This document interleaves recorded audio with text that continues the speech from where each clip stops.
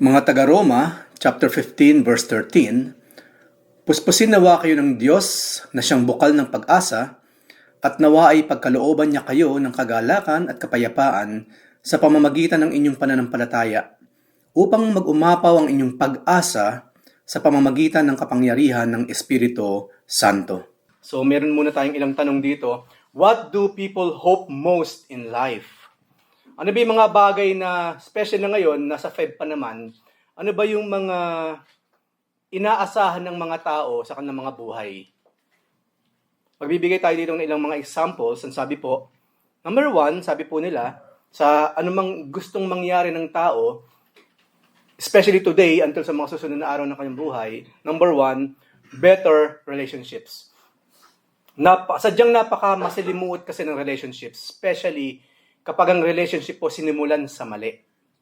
Any kind of wrong start will end wrong. When you start wrong, you are walking wrong, you are running wrong, you will end up wrong in life. Yun po ang hirap. Kaya dapat po magsimula sa tama. Para maging sa relationships, simulan ng tama ang relationships, maayos ang buhay. Ganun lang naman kasimple, di ba? Simulan natin ang anumang klase ng relationships ng tama, lahat magiging tama. Why? Kasi nandun ang Diyos na umiilaw, sumusunod-sunod sa atin sa ating buhay, kaya ang lahat ng bagay kanya ang isinasaayos. Number 2, of course, sa mga nagtatrabaho, better job and salary. Sino ang ayaw sino yung hindi umaasa ng mas magandang trabaho at the same time, mas magandang sahod? Pangatlo daw, siyempre, to be loved and to love in return. Yun ang gusto ng mga tao na, I hope naman sa mga sandaling ito, sa mga susunod na mga araw, matutunan niya na akong mahalin. Siyempre, hindi lamang yun sa mga lovers, maging sa mga anak, especially sa mga nag-abroad, matagal ko na po ito nabasa sa article, isa sa mga naging negative na bunga ng pag-overseas work, broken family.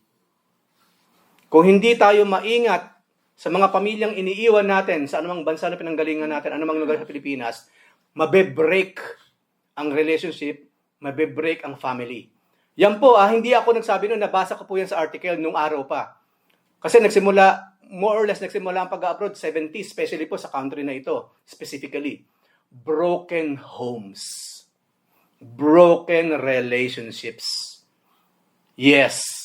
Isa po yan sa naging kapalit ng perang tinatanggap ng mga taong nagtatrabaho ng malayo sa kanilang mga pamilya.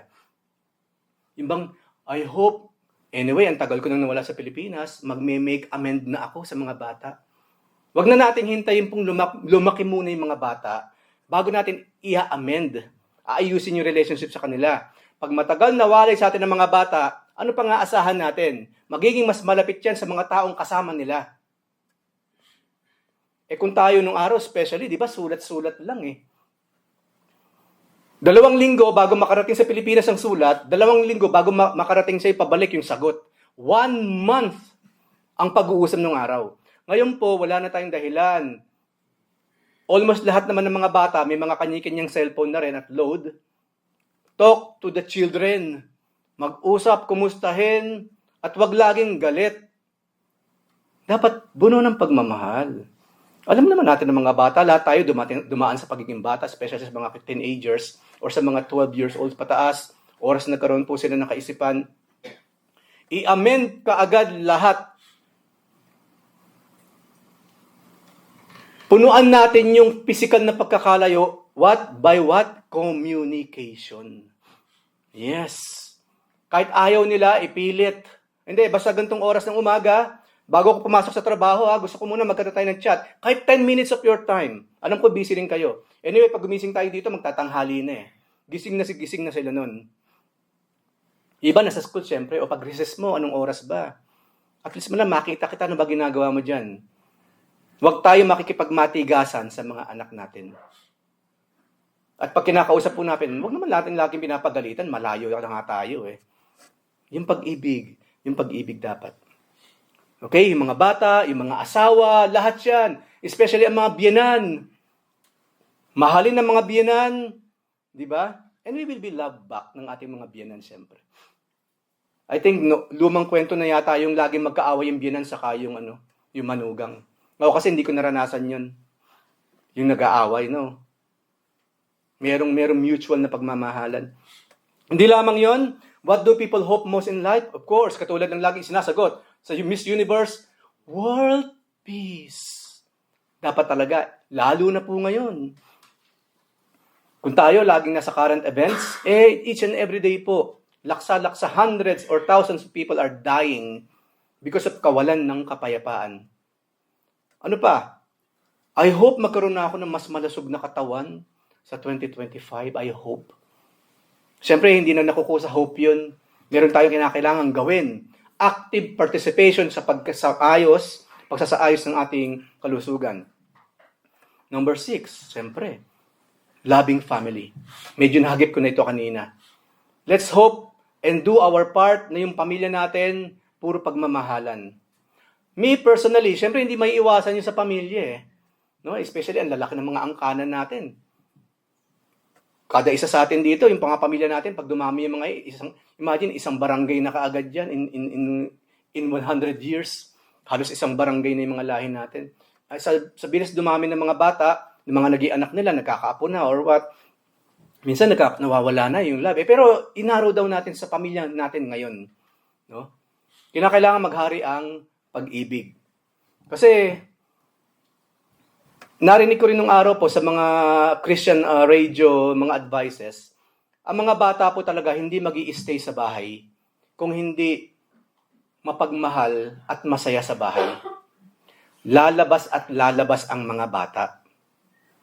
Kapag ang bata po, mga indicators po ito, indicators to na maayos ang pamilya. Pag ang mga bata halos ayaw lumabas ng bahay kasi masaya na siya kasama ang kanyang mga kapatid, masaya na siya kasama ang kanyang mga magulang, they will stay at home.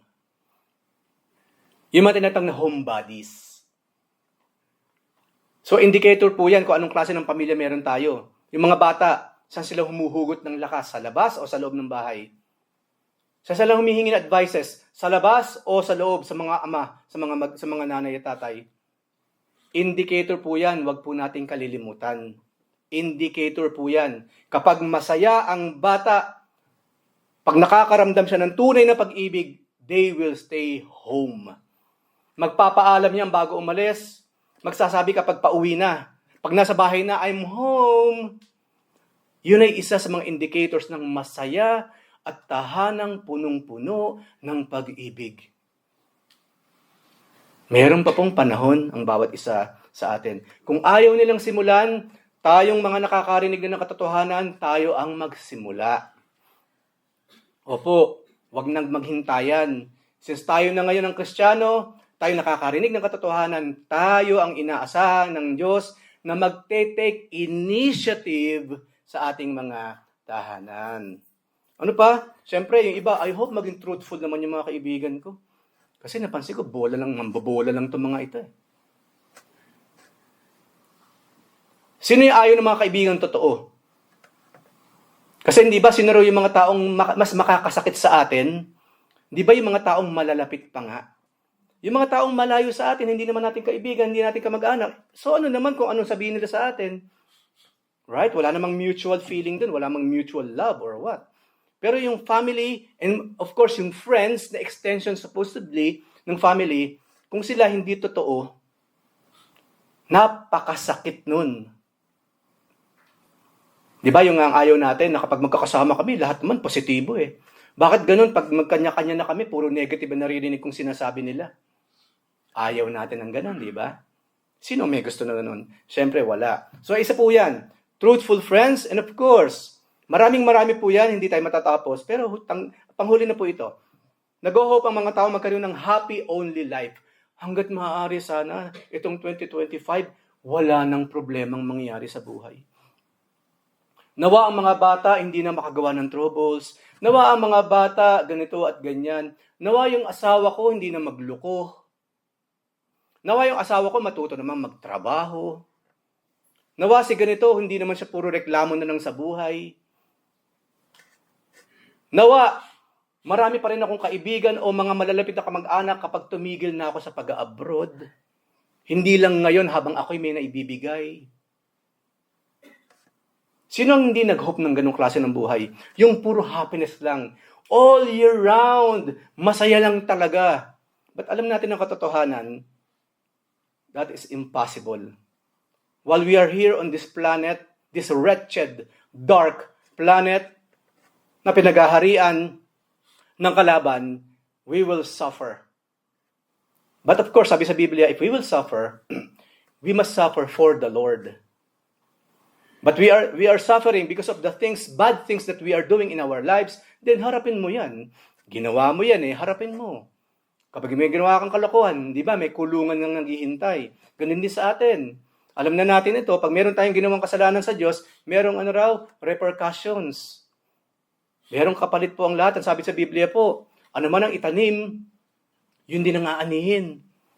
Universal po yan, believers or unbelievers, that is the universal fact in life. Kung ano ang ginawa mo, yun ang babalik sa'yo. Kung ano ang sinabi mo, yun ang sasabihin sa'yo. Yun po ang buhay kasi. Doon na lamang magkukulang na tayo, so it remains just a hope. Yung pagkaroon ng happy only life. So ngayon po, ang message po ng Panginoon today ay hope or pag-asa. Yung sinabi ko kanina, in general, sa buong mundo, sa lahat ng taong mabubuhay sa balat ng lupa, mula kay Adan hanggang sa kahuli-huli ang taong ipanganganak, kahuli-huli ang kaluluwa na ipanganganak sa mundong ito, yun yung general fact na mangyayari. At according po sa Book of Revelation, mas masahol pa ang mangyayari each and every year. Ayoko pong maging buzzkill, maging killjoy, mga kapatid. Pero ang sinabi po kasi sa Biblia, sa huling panahon, which is we are part of, ang masama ay lalong magpapakasama. Pero alam niyo po yung kabilang side, yung other side of the coin, ang mabubuti, lalong magpapakabuti. It's up to us which side to choose. Tayo ba magpapakasama? Kasi ang sinabi po sa Biblia, ang masama, lalong magpapakasama. At alam na natin ang mangyayari bandang huli, kaparusahan ng Diyos, kapighati ang walang pangalawa. And ultimately, when they die, they will go straight to hell. Pero ang mga mabubuti, magpapatuloy na magiging mabuti, and we know ano mangyayari. We will not be judged to go to hell, but we will be judged according to our good deeds in God, and we will receive yung maraming gantimpala, and of course, we will be forever together with God in heaven. There are two scenario, and it's really up to us. There are only two sides, the bad and the holy, the unholy and the unholy, the unholy and the holy. So, which side ang pinipili natin sa ngayon? Maybe our mind and our hearts will say, of course naman doon ako sa mabuti. But let's talk about your life. Pag-usapan na natin ang buhay mo. Yes, ang sinasabi ng utak mo, dapat talaga mabubuti ang ginagawa natin. Pero yung mismong ginagawa natin ngayon, kumusta naman? Pawang mabuti nga ba sang-ayon sa isip? Right? But then again, sa kabila ng lahat, maraming salamat sa Panginoon, meron pa ring pag-asang naghihintay sa bawat isa sa atin. Ano daw po ba yung hope? Number one, hope is a feeling of expectation and desire for a certain thing to happen. Sana ganito ang mangyari. Sana matuloy. Di ba kadalasan ganun, di ba? Ginagamit ko po yung pang-araw-araw na lengguwahe, no? Sana mangyari ito, sana, makuha siya. Ganun lagi. Nag-expect tayo ng something na nawa mangyari sang ayon sa ating kagustuhan. It's a feeling. It's a feeling. Number two, ano na yung hope? Hope is a person naman or thing that may help or save someone. Di ba inilalagak natin minsan yung pag-asa natin sa iba? Wala pong problemang paminsan-minsan maglagak ng pag-asa sa iba. Pero wag po lagi-lagi. We must be self-sufficient.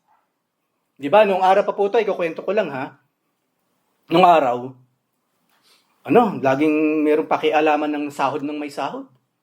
Kailan ba sahod mo? Magkano ba? Ano pakialam mo naman sa sahod ko? Sa ano pakialam mo kung kailan ako sasahod? Bakit ba? Ano ba meron? Yung pala inaasahan na yung sahod mo, hihiramin niya. Alam mo mga kapatid, mind our own business. Me, myself, never ako nagtanong kahit kay Nino kung magkano ang sahod. You know why? That is impolite. Impolite. Kung asawa mo, walang problema, isa kayo eh. Pero hindi nga, di ba? May mga mag-asawa, hindi alam kung magkano sahod nila. Na hindi nga pinapalam kung ano yung password ng mga social media or ng email. Ako, hindi ko yung maintindihan yun. Kung may tinatago ka, yes, sige, wag mo na sabihin. Kasi kami na lang po, kami lang to, it's up to you, anong desisyon ninyo. Kami po ni Mrs. hindi ganun.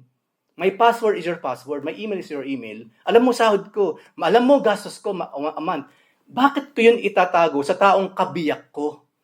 Isa kami, sinabi ng Biblia eh. You are one person. Bakit iba yung kanya? Bakit iba yung sayo? Sa amin lang po ito we are just really, really, literally following yung sinasabi ng Biblia. We are one. Pwede mong biyakin yung utak na yung right hemisphere ng brain ko, hindi alam yung nasa left hemisphere. Sa utak na lang, dalawang lobe na yan, di ba? Left and right.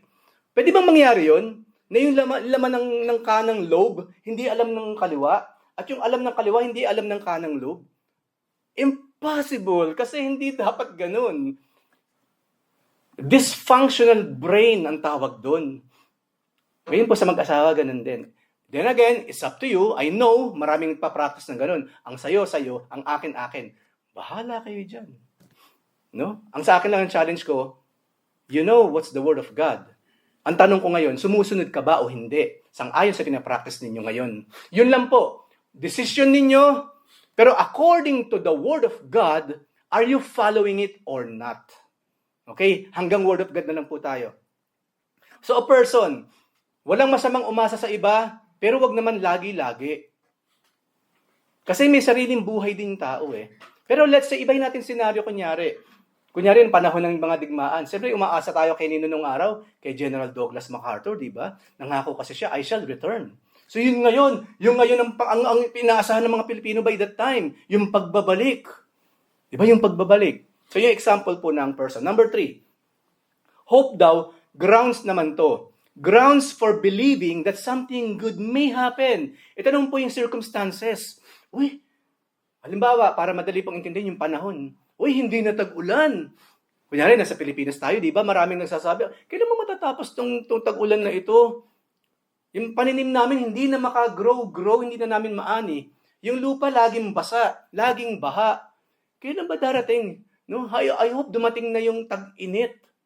Kasi there are lots of things na gusto-gusto ng taong gawin kapag tag-init. At yun nga po ay lumabas, mamasyal, right? And of course, para naman sa mga taong ang inaasahan na lamang ay ang lupa, para magkaroon naman kami ng chance na kumita mula sa lupang ito na aming inaalagaan.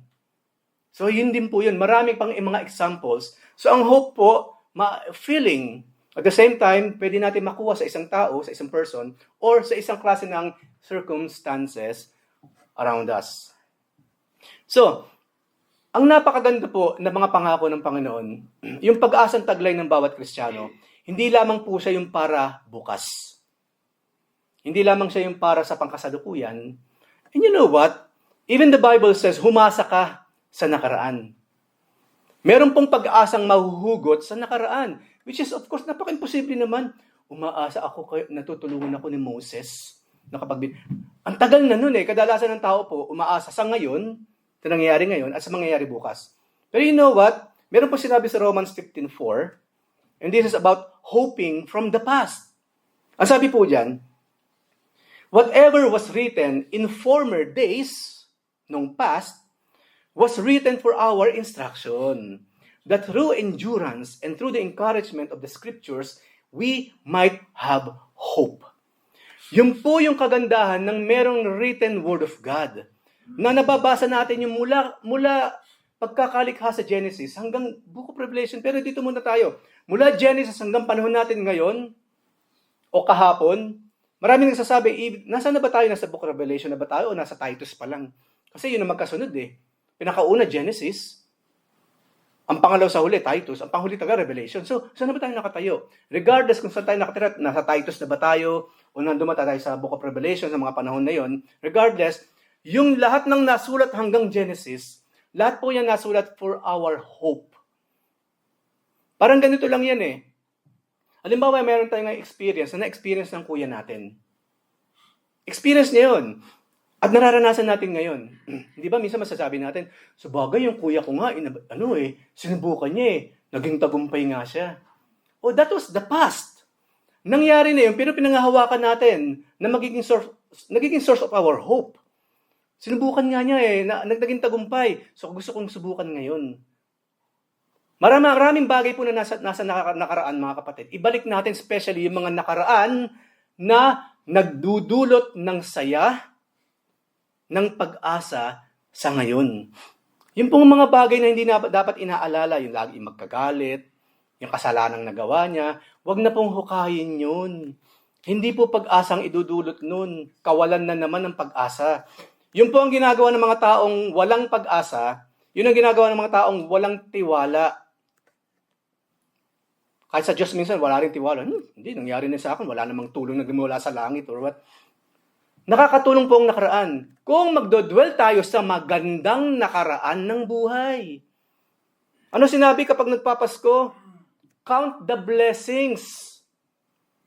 Huwag natin bilangin yung mga panong ang lulungkot natin, yung mga panong pinagluloko ka, yung mga panong, yung mga down times.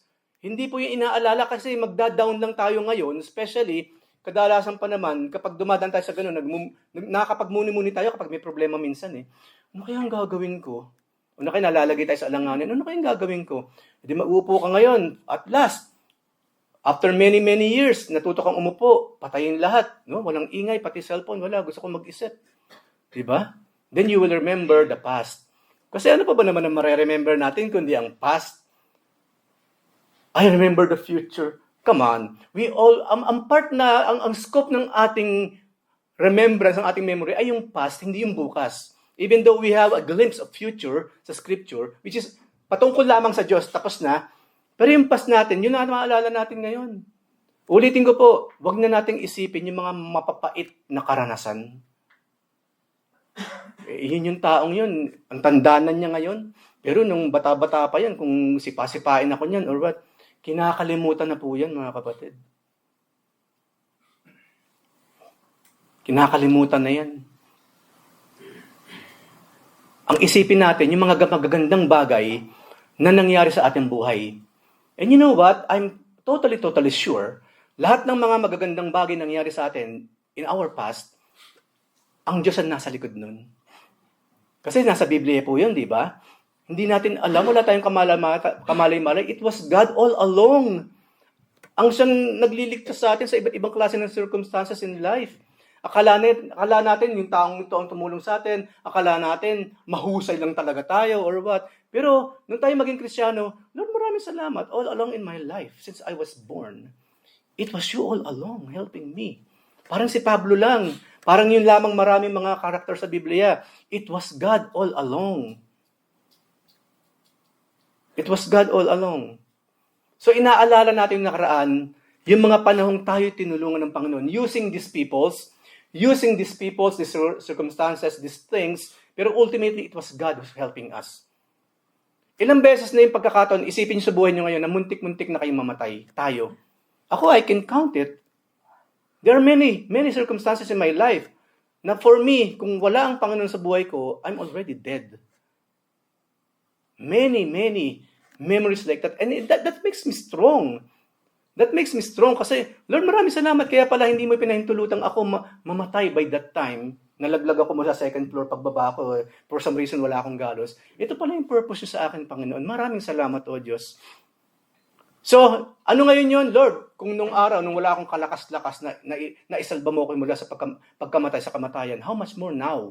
Na kaya ko na namang protekta ng sarili ko. Lalo pa, sa tulong ninyo, Panginoon, meron akong pag-asa that my life will go on until such time. Kunin mo ang buhay ko sa mundong ito. So, meron pong hope from the past. At kung talagang gusto natin ng hope, totally, very good hope from the past, read the scripture. And you will see thousands of miracles, thousands of wonders, thousands of reasons, thousands of ways for God to save Israel. Even now, Inaawit nga natin, di ba? I have 10,000 reasons to believe, 10,000 reasons to praise and to worship the Lord. Inaawit nga natin yun eh. We have more than 10,000, pero minimize na lang yung number, 10,000 na lang. But it's more than 10,000 times in our lifetime, tinulungan po tayo ng ating Panginoon. So remember the past, because God is also there. At kung paano siya tumutulong ng araw, siya rin ang tutulong sa atin sa ngayon. Even in our lifetime na lang. Huwag na natin paabutin ng Genesis yung memory natin. Yung buhay na lang natin mismo. No? Nandoon yung kabutihan ng Panginoon. The goodness of God was there until today. So hope from the past. Hindi lamang po, siyempre, merong hope in the present. Ang sabi sa Hebrews 10:23, let us hold fast to the confession of our hope without wavering, for He who promised is faithful. Ang sabi po sa Biblia, ang Diyos daw pag nangako, tinutupad niya. Ilang beses natin ito na pag-aralan, ilang beses natin narinig sa mga messages, dwell on this truth. Ano man daw ang pinangako ng Panginoon, tutuparin niya. God is not slack in accordance to His promises. But ano man daw ang kanyang pinromise, surely we will experience in our lifetime. Maaaring hindi ngayon, maybe bukas. Kung hindi man itong taon na ito, maybe next year. Kung hindi man in our lifetime, maybe sa ating mga anak. Marami pong ganyang kwento sa Biblia. Bigyan ko kayo ng example.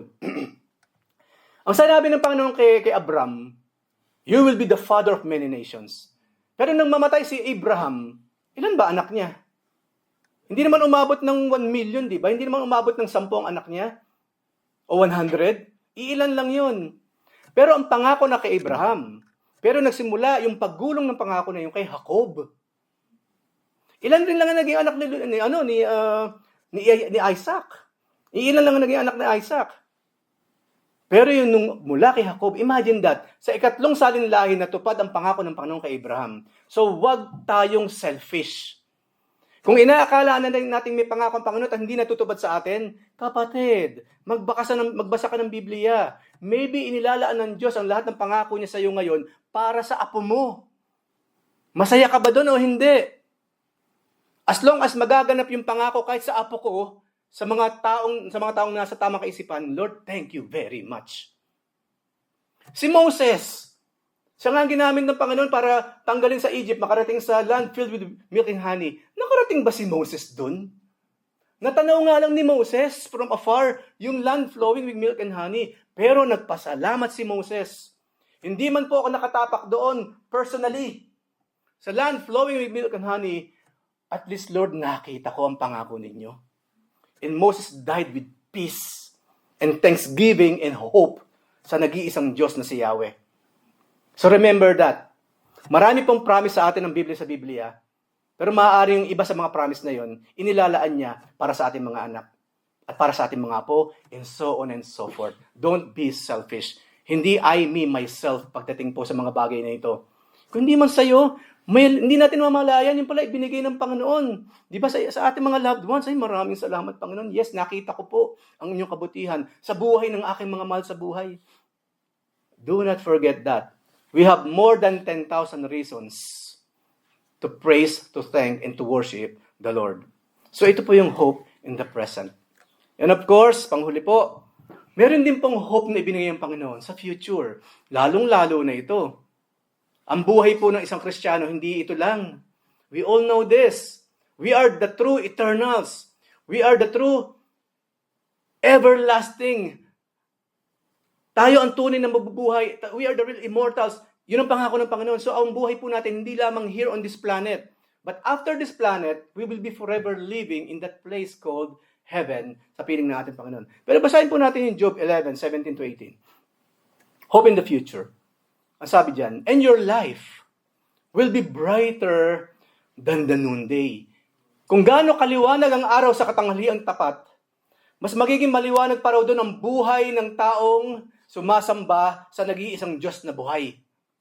Ang Diyos ang nagsabi na ito, mas maliwanag pa sa sikat ng araw sa tanghali ang liwanag na magkakaroon sa buhay mo, anak.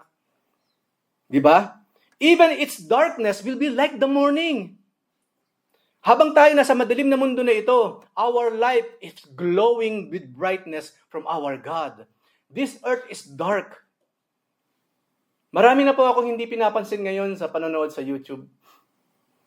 Dahil basura lamang sa aking mga mata, basura lamang sa aking kaisipan. Wala namang idinudulot kundi problema at pagsira sa tamang kultura. Napaka-immoral. Mga bagay na wala namang Diyos na sinasaalang-alang. Mga pinag-uusapan, mga bagay na hindi naman magdadala sa akin sa langit. Ginagawa pang nakakaakit ang impyerno at ang gawain ng kadiliman. Bakit ako manonood ng mga bagay na yan? It's so dark, this planet.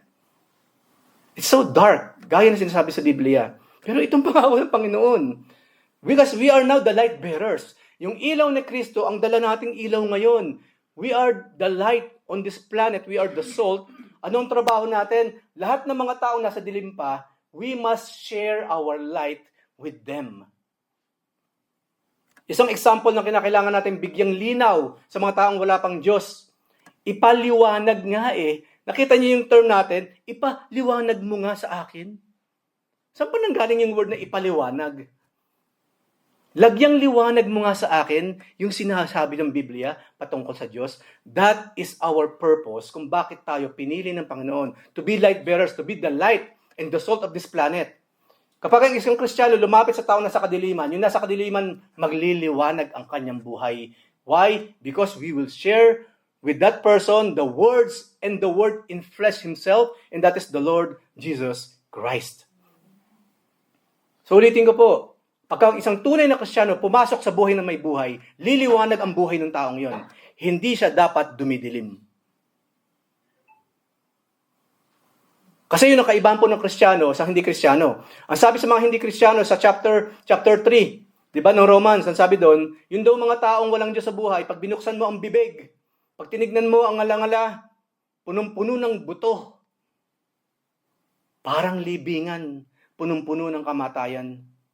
Ano ibig sabihin nun? Ang lahat ng sinasabi, imbis na magbigay buhay sa kapwang nanghihina, lalo pang naluluoy, namamatay ang pag-asa ng tao. Yun daw yung mga unbelievers. Hindi lamang yun. Yun daw mga unbelievers, para daw silang puntod na kulay puti. Para silang nicho pala, nichong kulay puti. Napakaganda sa labas, napakalinis, napakaputi, napakalinis. Pag binukay mo naman loob, ano raw nasa loob? Bangkay. Nabubulok na bangkay. Ganun daw po ang mga unbelievers. Ang ganda-ganda. Pagdating talaga sa panlabas, napaka-GQ. Pwede mo ilagay sa 17 magazine. Pwede mong gawing modelo. Pero pag pinag-usapan ng morality, bagsak. Minus 100 ang immorality dala niya. Yun ang mga unbelievers. Ang mga believers daw, hindi tayo parang mga nicho na katulad nun. Ang bibig daw natin, hindi parang puro buto yung loob na puro kamatayan ng laman. Pag ang isang tao raw, ang isang Kristiyano pag nagsalita, punong-puno ng pag-asa. Punong-puno ng buhay. We build. We do not destroy. Ano pa raw meron yung mga unbelievers? Ang mga unbelievers daw, yung mga walang Diyos sa buhay, para silang mga tornado. Para silang buhawi na lahat ng kalangdaanan nasisira. Tayo po hindi buhawing sumisira. Tayo ilaw na nagbibigay ng buhay, nagbibigay ng liwanag sa buhay ng bawat taong ating nakakasalamuha. So yun po mga indicators. Kumusta naman tayo pagdating sa ating pananalita? Punong-puno ba ng pag-asa? I will remind you mga kapatid, hindi ko sinasabing mula ngayon, huwag na kayong magsalita lagi. Ang sinabi ko po sa Book of Proverbs, mas maraming ang sinasabi, mas maraming paraan or chances for you to sin. The more words coming from our mouths, the more sin na lalo tayong magiging prone. Ano pa rin sinabi sa Biblia? Bawat salitang lalabas sa ating bibig, ano rin mangyayari? We are accountable sa lahat ng salitang lalabas sa ating bibig. We will be judged in accordance to the words coming out from our mouth. So, kung tayo mga Kristiyano, itigil na natin yung mga bagay na alam naman natin, imbis na magbigay ng pag-asa, nang aagaw pa, nawawala pa yung konting-konti na nga lang yung pag-asang meron yung tao. Nung kinausap mo pa, bakit nagpakamatay? Sino ba huling kumausap dyan? Ayan. So, ingat po. Marami pong dapat pag-ingatan ng isang anak ng Diyos. Napakarami po mga kapatid. If we will post something sa FB, please, dapat may liwanag doon sa pinopost natin. Dapat life-giving yung ipinopost natin sa FB. Dapat nagdudulot ng pag-asa yung ipinopost natin sa FB. Dapat ang Diyos ang nag-glorify sa ipinopost natin sa FB. Sa anumang klase ng mga social media. Why? Kristiyano ka kasi. Right? Kasi Kristiyano tayo eh. Wala na ako ibang pwede pang katuwiran. Hindi ko nasasabihin, hindi kasi masama yun, kasi ganito, kasi ayaw sa batas, bawal na yung cyberbullying. Hindi na eh, wag na yan, masyadong komplikado yan. Kasi Kristiyano tayo eh. We are the light bearers, we are Christ-likes. Yun naman ang ibig sabihin ng Christian eh. Little Christ, or because we are Christ-like, kaya hindi natin ginagawa yun. Diba? So, i-like natin si Christ because we are Christ-like. Huwag natin ilalike yung mga not Christ-like because we are Christ-like. Okay? So, meron pong future, merong hope in the future. Ano hindi lamang yan? Sabi po dyan. And you will feel secure. Kapag naganap sa atin yung A, yung 17, ang sabi po dyan, then, you will feel secure because there is hope. You will look around and take your rest in security. Ang tao talagang mapapahinga ang kanyang kaluluwa po sa damdamin kapag nandun na yung tunay na seguridad sa kanyang buhay. Meron kasing, yun ang perks. Gagamitin yung term, kasi pag bata pa talagang, di ba, inaabot mo muna lahat eh. Kapag medyo bata pa, pagka-graduate, inaabot mo muna lahat yan. Pero ang perks po ng mga lumampas na doon, especially magre-retire na, nakarating ka na kasi sa panahong nakuha mo ng lahat yun. All you want to do is what? To watch your family grow. And see the blessings of the Lord flowing, di ba, sa iyong pamilya. And more than that, more than economy, for me, yung lumalaki yung mga batang may takot sa Diyos. Hindi ka nag-aalala kapag umalis ng bahay.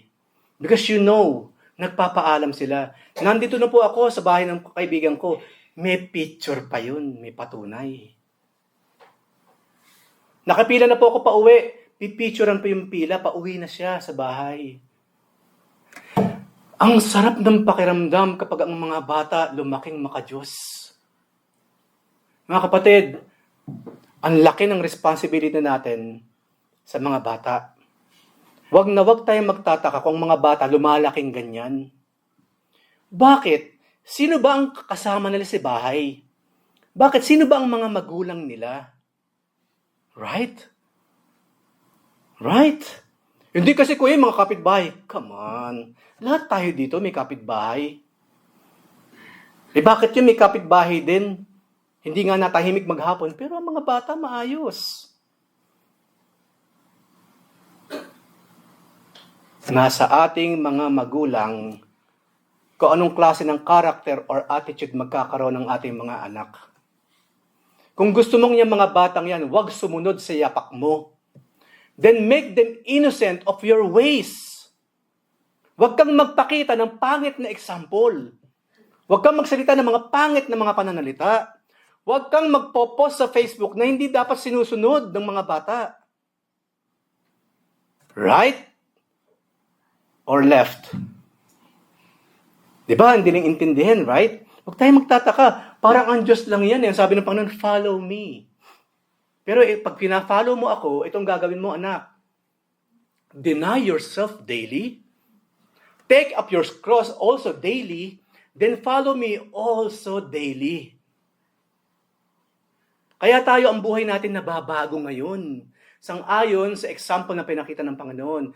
Ngayon ang mga bata, ganun din, anak. Meron ba tayong guts na sabihin sa mga batang, anak, gayahin mo ako kung paano kang nabuhay sa mundong ito? Do we have that guts to say that to our children? Be honest with yourself. If you cannot, may pag-asa pa. Yun po ang point. May pag-asa pa. Kung ganyan ka kahapon, meron ka pang ngayon at bukas, change it. Ngayong matagal ka ng Kristiyano, matagal ka ng nakakarinig ng Word of God, then really, really follow what the Bible is saying. And then one day soon, anak, gayahin mo ako with pride. with hope, with power, with authority. Anak, gayahin mo ako kung paano ginagaya ko ang ating Panginoong Jesus. After God, tayo po bilang mga magulang ang pag-asa ng ating mga anak. Do not let your children down. Babagsak lang yung mga batang yan if we, as parents, let them go down. Ang Diyos Ama ay ating magulang, right? He never let us down. Ginogo, everyday nga, ina-up tayo ng Panginoon, and one day we'll be forever up there in heaven, kasama ng ating Diyos na banal, ng nag-iisang Diyos. Yung Diyos ni Abraham, yung Diyos ni Isaac, at yung Diyos ni Jacob. And of course, the Word in the flesh, our Lord Jesus Christ Himself. Panghuli po, meron ditong 10 things hopeful people do. May mga indicators ba kapag yung tao punong-puno ng pag-asa? Tingnan po natin. Una daw, yung mga taong may pag-asa, yung mga taong hopeful, meron silang goal in life.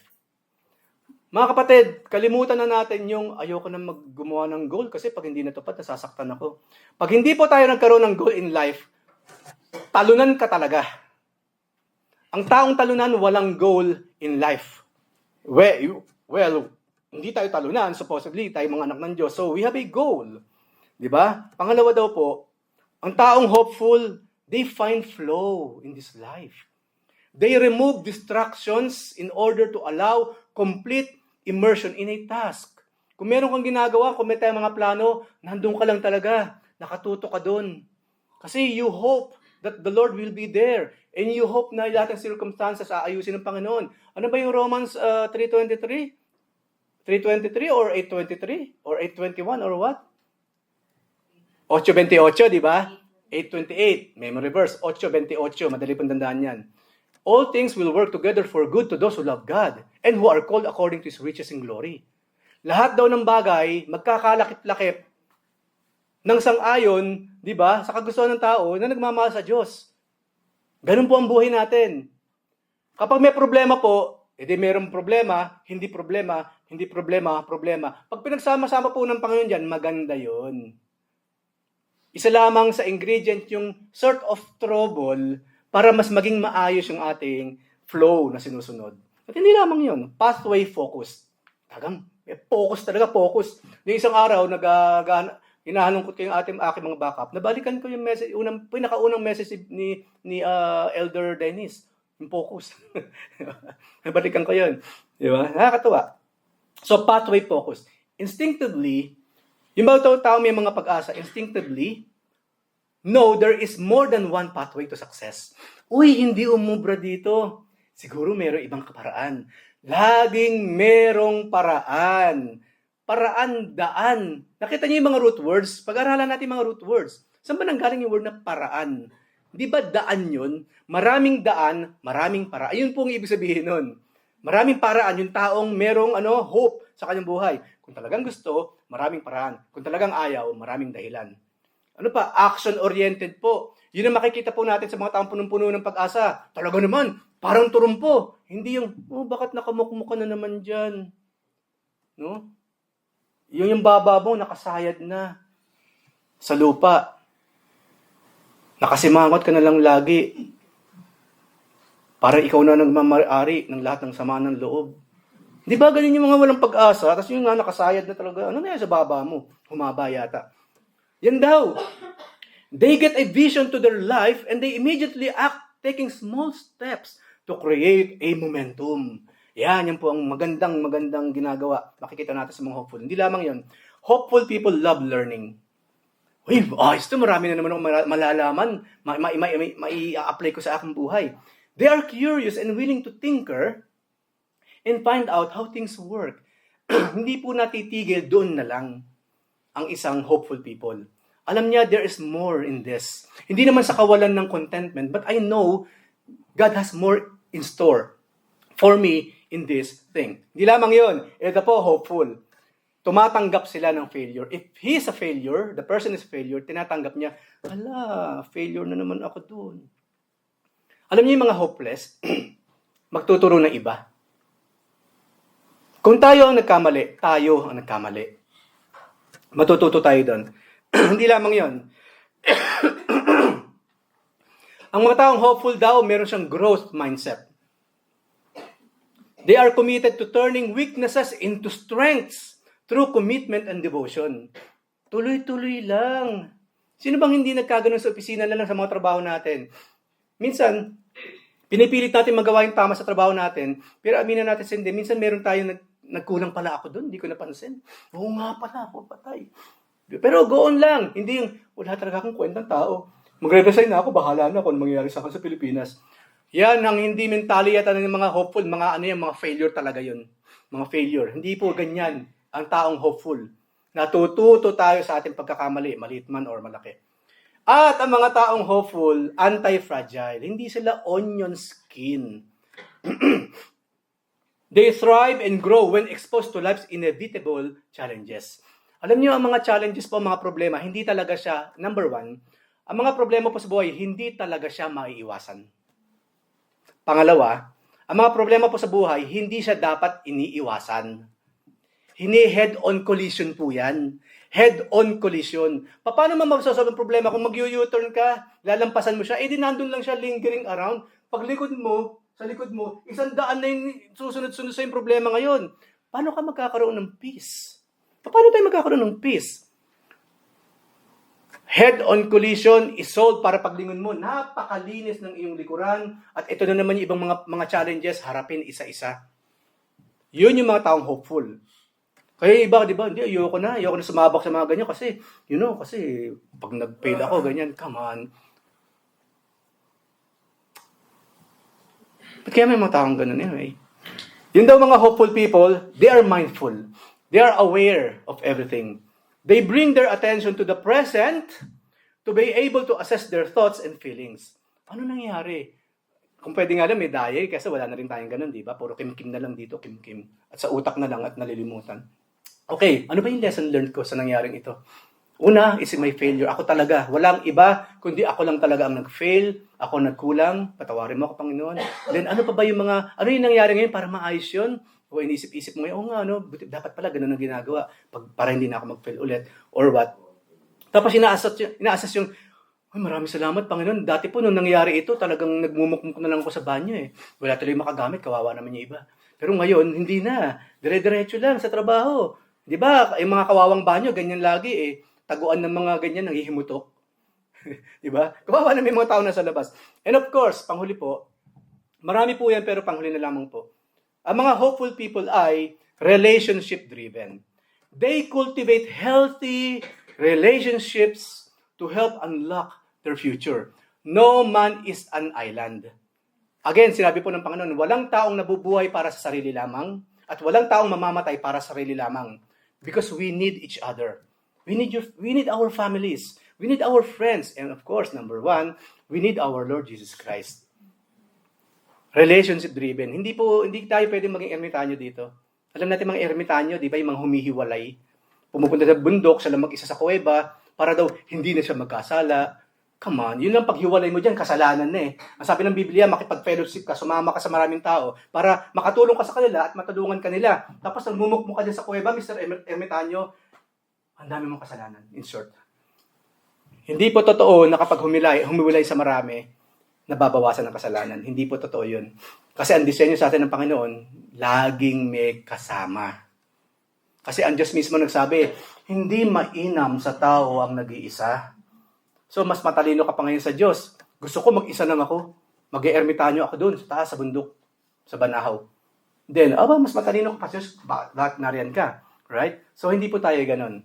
We need each other to nurture and to hold and to love and to have fellowship with. And of course, being hopeful is one of the theological virtues of a true Christian. Ang tunay na Kristiyano, ang Kristiyanong makabiblikal, punong-puno ng pag-asa. Paminsan-minsan, syempre, mayroong konting sundot ng ganyan. Pero we fight. We fight back. Oy, Satanas, tumahimik ka. Kaya lang ingat tayo, mamaya may kasama tayo sa trabaho, sabi kong gano'n, akala niya sa yung Satanas. Sa isip na lang yun. Diba? O pag solo na lang tayo, demonyo ka talaga. Hindi ikaw ha. Meron na kang ibang pinatutungkulan. Yan. Yun daw yung mga Kristiyano, tunay. A continual looking forward to the eternal words promises, and that is the Lord. One of the things a Christian is meant to do inwardly and outwardly. Talagang mag-focus sa ating Panginoon. And of course, lagi tayong makita sa ating buhay yung mismong mga salita na ating pinag-aaralan from these scriptures. Ito po, totoong-totoo to, lastly. So in God, nakita po natin, we have a lavish expectation that something good is going to happen. Always. Meron pong ganyang lumang kanta ng araw. Something good is going to happen. Something good is in His store. We're together again to praise the Lord. Lagi pong ang tunay na Kristiyanong talagang merong ganong klase ng trust sa mga pangako ng Panginoon. Lagi kang expectant, something good will happen in my life. Kalimutan niya yung dati natin pagkatao na yung bata, papasok na sa school, iba pakiramdam ko, parang mamamatay ka na, or, yun lang, ako baka masagasaan siya, diba, baka mamatay. Hindi na po tayo ganun ngayon. Pagdating ng bata sa school, I believe, hindi na naman kami nagkurang turuan siya, kakayanin niya yun. Yun yung mga klase ng dapat nakikita sa ating mga tunay na Kristiyano. So, remember hope. Letter H, hold on to what God did yesterday. O, obey God's words today, regardless of any opposing principles. Letter P, pray for personal changes, not just for others. Maganda yun, pray natin ng iba, pero pray for ourselves. And letter E, expect a bright tomorrow. Meron pong pag-asa, mga kapatid. Always remember that.